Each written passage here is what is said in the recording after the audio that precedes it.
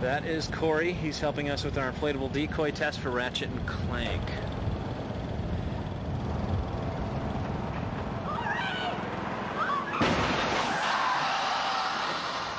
Oh, man.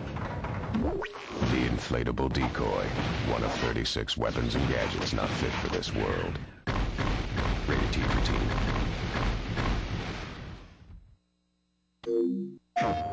Okay, Pete here is going to try to hit, hold on, that target with the Devastator, a rocket launcher designed for Ratchet and Clank.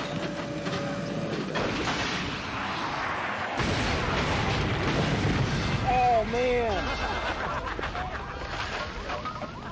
Oh! The Devastator, one of 36 weapons and gadgets not fit for this world. Rated T for teen.